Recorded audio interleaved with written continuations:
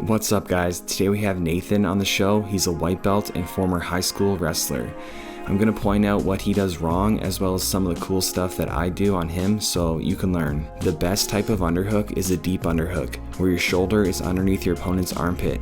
This is what allows me to take the body block on Nate. Watch how initially I have a shallow underhook and then I change my angle to deepen the underhook and get around him. It's difficult to overhook a deep underhook. Because I'm not being overhooked, I can come all the way around behind Nathan with the body block. Widening his base like this only stops him from getting thrown and it leaves him vulnerable to a back take. Whenever I climb someone's back like this, I look to take away one of their arms that supports their weight so they can't shrug me forward and off of them. It may look uneventful, but actually a lot is taking place right now. We're both grip fighting for dominant grips. He's trying to control my arms so I can't choke him, and I'm trying to control his so that I can trap his arms with my legs. Even if you can't fully trap the arms to get a choke easier, putting your heel in their inner elbow really helps you get the angle for an armbar instead. I go for way more arm bars than chokes from the back because for me, it's normally the path of least resistance. I really like to cup the hand around the fingers so my opponent can't grip, but Nathan frees his hand and takes defensive grips. Specific leg positioning when doing arm bars isn't very important in my opinion. All that matters is your opponent can't come up to top position. In this case, I didn't even need to bring my leg over his head. Once I adjusted my hips a bit, my left hamstring did the job of not letting him come up on top. My goal is to teach you how to roll and not just specific jiu-jitsu techniques. So if that's what you're after, make sure to like, subscribe, and hit that notification bell.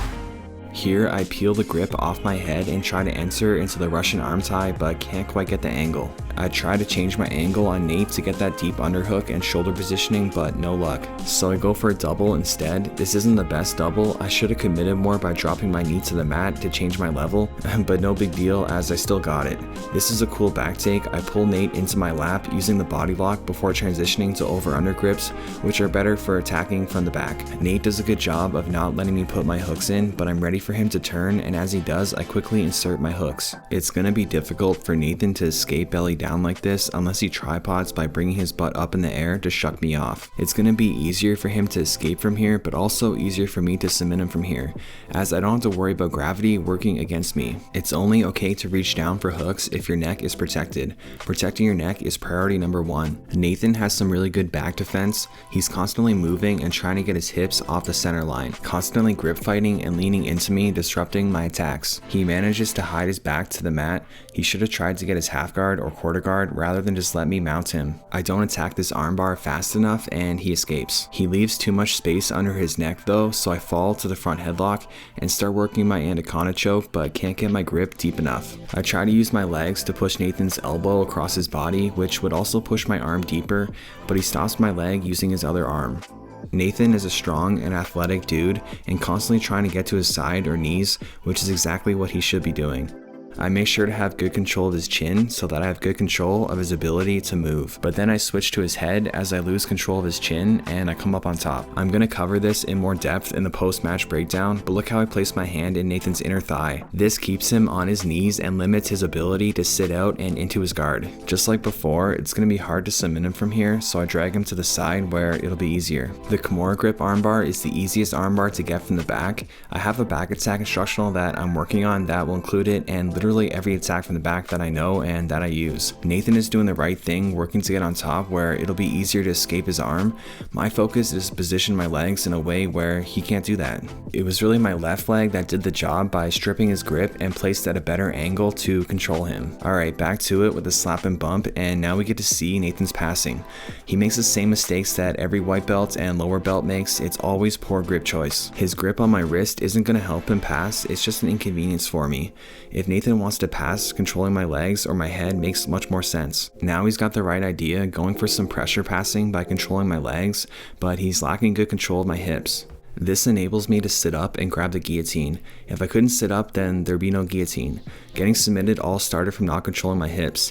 He could have done so by holding tighter, keeping his head down, and putting his weight higher up on my body. I want you to think right now to yourself, is Nathan controlling my hips or can I move them? His control wasn't good enough to be pressure passing like that. I sit up and attack the neck easily, just like what happened seconds ago. Basically all front chokes like guillotines, anacondas, and darces are easier when you or your opponent are on their side, so I flip Nate over so I can more easily attack. If you're well attached to your opponent, where you go, they will go. I attach my chest to Nate's back and make room for him to fall into my lap. Now that I'm back on the back, I'm trying to control Nate's arm again and put my heel in his inner elbow. Watch how easily it changes my angle. Now I have the right angle for an armbar, and I could also attack a triangle from here. I'm not really sure what I want though. I always look for variety for the viewers. I decide on the triangle, and every time you go for a triangle from the bottom, you should grab your shin right away to control posture. You should prioritize that over locking it up.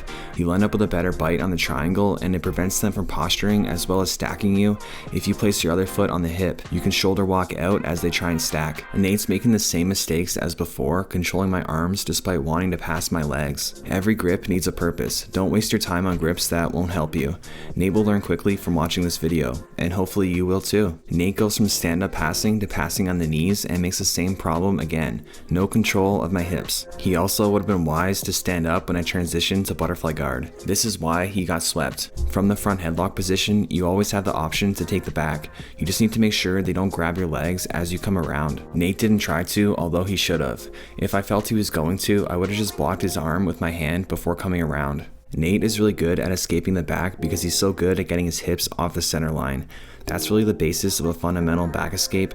It's actually pretty simple, but being simple to understand doesn't mean easy to do. It's hard for me to escape the back against someone good even though I know how. This arm triangle escape of grabbing your own leg works really good, but it's super easy to take the back when someone does it. It's definitely not my favorite, but it can be a good option.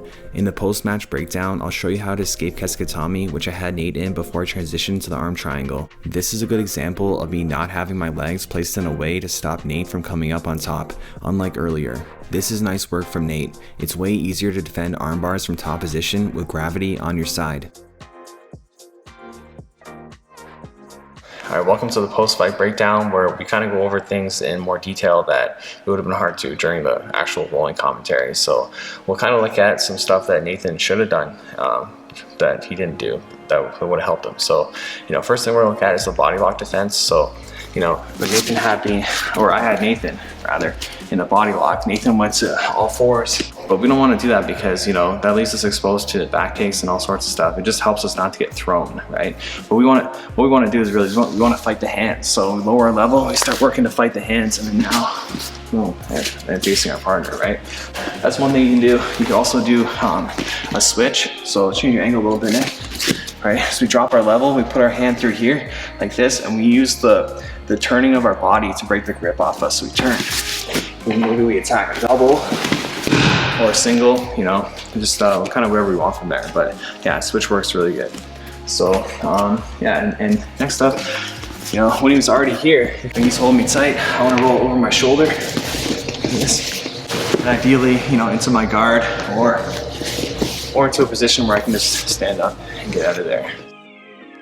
So when I was taking Nate's back, I used this a bunch of times when I was taking Nathan's back, was I would have my hand in here on the inner thigh, okay? And the reason is because I don't want him to sit through into his guard.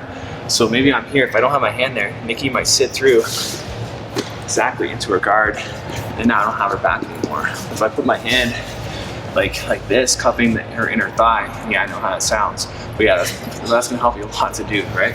So over here, try to sit to your side, right? It's very hard to do. But what I did was I used that space to bring my hooks in. And normally I wouldn't climb on people. I wouldn't want to ever make space and climb up like this because they'll sit through to like half guard rib. Exactly, and then you're screwed.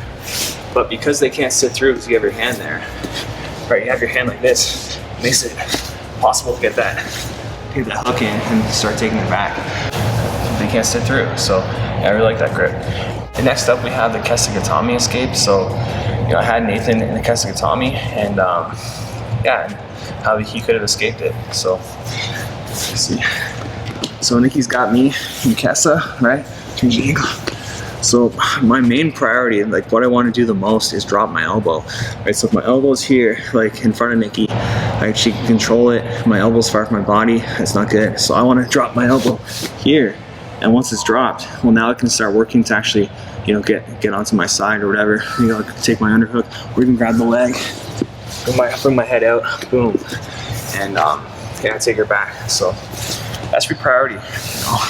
is just working on elbow positioning. So here, I kind of shrimp out to the side a little bit as I'm gonna drop it here. Take the underhook or wherever you can grab, really. Start working to your knees. Boom, start attacking, okay? If you can't get your elbow out, the best thing to do is take a body lock on them and roll them over. So, same here. I can't get my elbow out. I'm gonna connect my own hands together. And it's gonna be very hard, like, to roll Nikki to the side. Like, I don't think I'm able to. But if I roll Nikki forward, so her weight's up here, then I can roll her to the side. So I'm here, I bridge forward like this. Well, now I can get my hips underneath Nikki. And it's a lot easier to get her to the side at that point.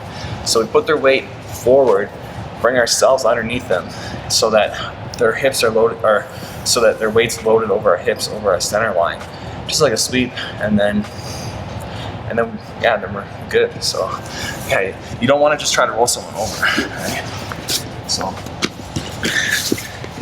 unless you're super strong, there's no way I'm getting my partner over, right? But again, we get them up first, bridge up like this, and now look, we move ourselves right here, and now it's going to try to stop me now, Nick.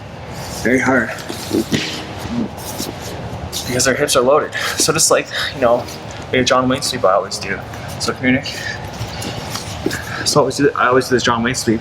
Or bring the person's arm this way, and then now I scoop my hips underneath them. And once their hips are loaded, it's super easy to get them over. But if I didn't move my hips first, trying to get Nikki over, it would be impossible. My hips underneath, well, then it's pretty easy. So yeah, that's it for the post-fight breakdown. Thank you to all my patrons for supporting the channel. I super appreciate it, and thanks everyone for watching. And yeah, I'll see you guys in the next one.